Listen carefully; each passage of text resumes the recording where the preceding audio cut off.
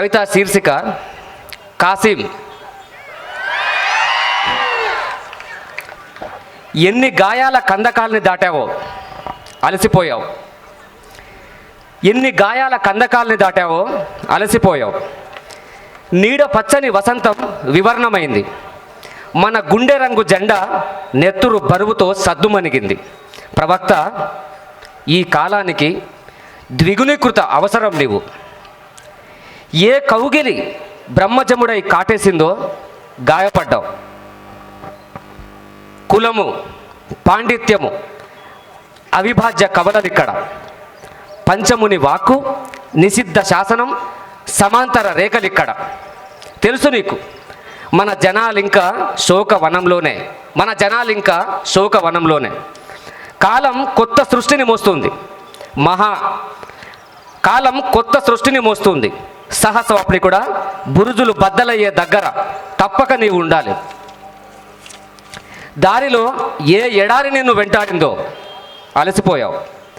అభిజాతి జ్ఞానులు విసుర్రాతి కవులు కాదు, నిప్పు తడిచి నిలబడ్డ మనుషులు, అర్ధాకలి నినాద పీడితులు నీ శ్రోతలు.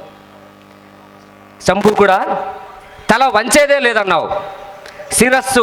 శిరస్నానము జాగ్రత్త, పొద్దు పొడిచేది మన లందలోనే.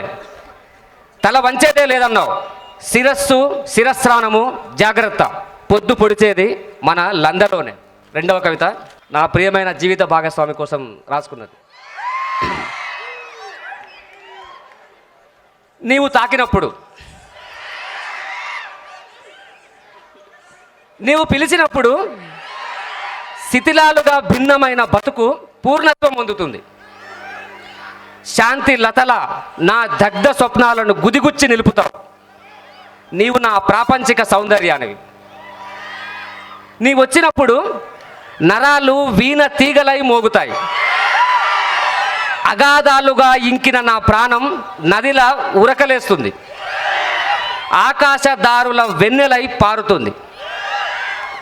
నీవు సంభాషించినప్పుడు మంచు లోయల నా ఎద నిండా నులివెచ్చని పద్య పాదమేదో ధ్వనిస్తుంది. సగంలో నీ వదిలిన పాట మాత్రం నా మునిమాపును చేరుతుంది. నీవు నా పెదాల పుప్పుడివి, నా పాదదారుల సౌరభానివి. నువ్వు తాకినప్పుడు సిరంజీ బాధిత నా యుద్ధభూమి దేహం, సిరంజీ బాధిత నా యుద్ధభూమి దేహం పునర్జన్మలోకి పరిణమిస్తుంది. జల్లడ లాంటి మనోదీపం మల్లె పొదల తెలుపై గుబాలిస్తుంది. నా జీవ నిర్జీవాల సరిహద్దు నీవు. నీవు లేకుంటే నా చరాచరమంతా చీకటి, నీవు లేకుంటే నా చరాచరమంతా చీకటి.